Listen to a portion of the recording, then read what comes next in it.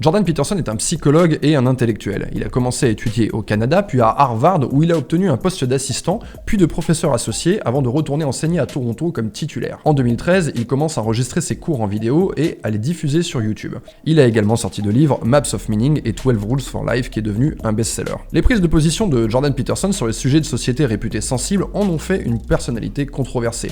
Régulièrement, il est pris à partie par des journalistes du monde entier sur ses propos au sujet de l'égalité homme-femme, bien que ces derniers ne reflète qu'un petit pourcentage de tous les sujets qu'il aborde. Normal, vous allez me dire, quand on veut faire parler, il vaut mieux agiter du sexe, du scandale, du pouvoir et de l'argent que l'intégrale de Kafka en Pléiade.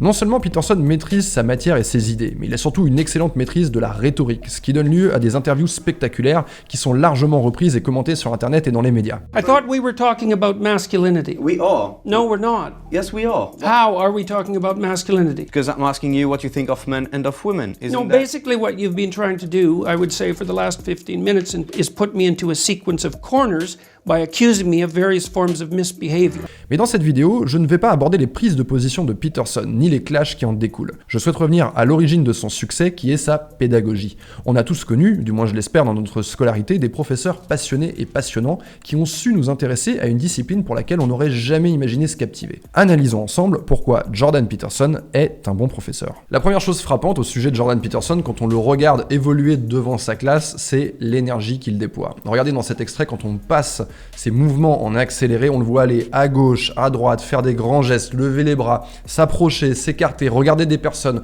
regarder d'autres personnes. Ça lui coûte beaucoup d'énergie et je suis sûr qu'à la fin de la journée, quand il se comporte comme ça face à sa classe, il est sur les rotules. On peut facilement mettre ça en opposition avec un prof, on en a tous connu, qui reste sur sa chaise, derrière son bureau, sur son estrade, qui parle pas fort et il faut vraiment se concentrer pour écouter ce prof et ne pas perdre une miette de ce qu'il nous dit. Il faut comprendre une chose, c'est que pour que l'information se déplace, en l'occurrence depuis Jordan Peterson jusqu'à dans la tête de ses élèves, il faut de l'énergie. Ça, c'est vrai dans ce cas-là, mais c'est vrai aussi si vous voulez envoyer un simple mail. Ça coûte de l'énergie électrique pour que votre mail passe de votre boîte mail à celle de la personne à qui vous cherchez à l'expédier. Et cette énergie, il y a deux possibilités. Soit elle est du côté du professeur, donc c'est lui qui va utiliser sa propre énergie pour projeter ce qu'il a à dire, soit cette énergie, elle va se situer du côté des élèves. Or, on connaît les élèves et leur capacité légendaire à déployer une énergie parce qu'ils sont affamés de connaissances. Donc généralement, eh bien, pour que l'information passe, pour qu'on soit sûr que l'information passe, c'est d'abord le professeur qui doit donner l'exemple, utiliser un maximum d'énergie comme il est en train de le faire ici pour envoyer l'information. L'information arrive dans la tête des élèves. Les élèves découvrent alors que ce professeur est passionnant, que ce qu'il a à nous apprendre est vraiment enrichissant. Donc, à partir de là, ils vont pouvoir commencer eux aussi à déployer de l'énergie. Et du coup, on va plus arriver dans une situation de 50-50. Ils savent que ce professeur est passionnant, que son cours est génial. Donc la prochaine fois, le professeur n'aura pas besoin d'envoyer autant d'énergie. Les élèves vont aussi utiliser leur énergie pour venir chercher l'information, se l'approprier sous la forme de la concentration. Now, why in the world are actors getting such a rough time in this movie? It's like, it's a Hollywood movie, you know. It's acting, obviously, the voiceovers and all that are acting. It's, why, what is this thing about being an actor? And then I thought, oh, I get it, I see what's going on. Deuxième apprentissage que l'on peut faire en regardant Jordan Peterson évoluer dans cet extrait, c'est que son cours, c'est pas simplement un professeur qui vient réciter son cours. C'est une véritable mise en scène. Et il est capable de camper le rôle de différents personnages. Et là, il vient de faire un truc très intéressant qu'il fait à de nombreuses reprises dans chacune de ses vidéos, c'est qu'il va jouer un personnage récurrent qui est celui de l'élève.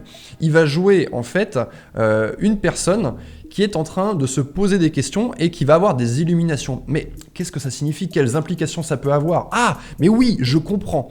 Et en fait, ce personnage-là, il est vraiment clé dans son cours parce que il est situé un petit peu en avance de moi, spectateur-élève. C'est-à-dire qu'il va me guider avec l'interprétation de ce personnage en lui faisant se poser les questions que peut-être je ne me suis pas encore posées. C'est-à-dire, tiens, qu'est-ce que ça veut dire quand Pinocchio se comporte comme ça? Qu'est-ce que ça veut dire quand une personne s'exprime de telle manière? Cette question, je ne me l'étais peut-être pas posé. Lui, il va jouer un élève qui a soif de connaissances, qui se pose ses questions, qui comprend, et donc il est légèrement en avance de moi, et moi je suis, en fait, il me guide avec ce personnage, et je passe par exactement les mêmes étapes. Ça permet aussi de me garder en haleine, parce que son cours, c'est quelque chose de vivant. Quand je m'assois et que je rentre dans la salle de Jordan Peterson, je sais que ça va être intéressant, ça va être imprévisible, il va y avoir du storytelling, il va y avoir différentes intonations, il manie très bien les intonations, à un moment donné il va parler avec un peu un air de confidence, comme ça il va baisser un peu le ton de sa voix, ensuite il va s'exclamer, il va monter le niveau, bref, c'est un cours vivant, et j'y vais quasiment dans la même disposition que si je me rendais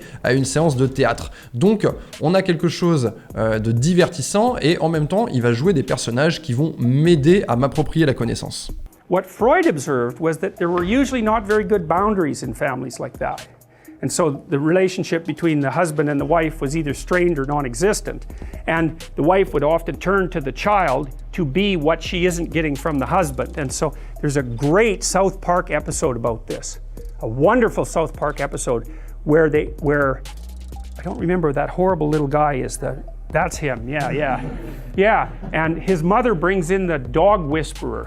Le troisième point que j'ai envie d'évoquer dans cette vidéo et qu'on vient de voir ici, c'est celui des références. Jordan Peterson est connu pour donner un maximum de références dans ses cours, et ça c'est très intéressant parce qu'il manie des concepts qui sont abstraits et dont il est difficile de s'emparer. Par exemple, il parle de psychologie jungienne. Donc on est ici et les élèves sont là. Il y a plusieurs kilomètres de distance entre les deux. C'est comme si vous vouliez construire un pont entre ces deux points. Eh bien, ça va être beaucoup plus facile de construire ce pont si vous créez une passerelle au milieu. Et c'est ce que font les ingénieurs quand ils construisent un pont pour se faciliter la tâche. Eh bien, la passerelle ici, ce sont les références qu'il va donner. Donc dans cet extrait, il fait référence à Pinocchio. Plus tard, il va faire référence à South Park avec le personnage de Cartman.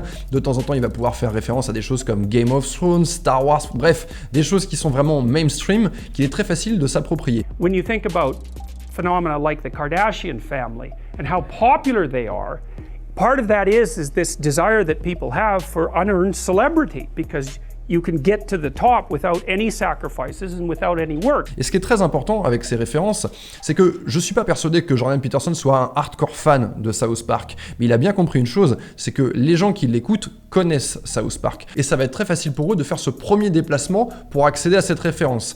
Ensuite, il va proposer un décryptage. Et là, c'est très intéressant parce que déjà, il a éveillé mon attention en me parlant de quelque chose que je connaissais déjà, donc c'est très facile pour moi d'arriver ici.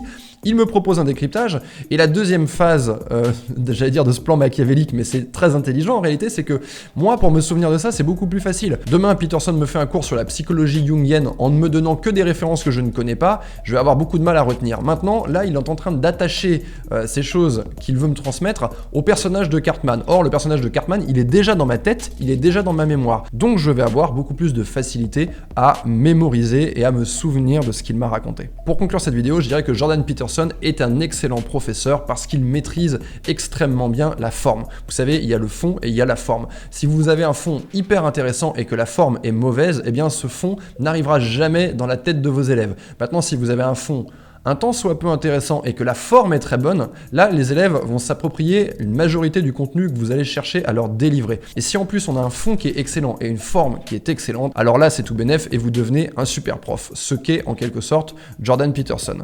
Donc dans cette vidéo, je résume, on a vu trois choses. La première chose, c'est que vous devez dépenser de l'énergie pour projeter l'information dans la tête des gens qui vous écoutent. La deuxième chose, c'est que vous allez utiliser la mise en scène et vous allez camper des personnages, changer d'intonation pour rendre votre cours vivant. Et enfin, la troisième chose, c'est que vous allez utiliser des références que votre auditoire connaît et donc qui vont lui permettre de s'approprier les concepts que vous avez à leur proposer. Voilà, j'espère que cette vidéo vous a plu. Si c'est le cas, faites-le moi savoir en balançant un énorme pouce vers le haut.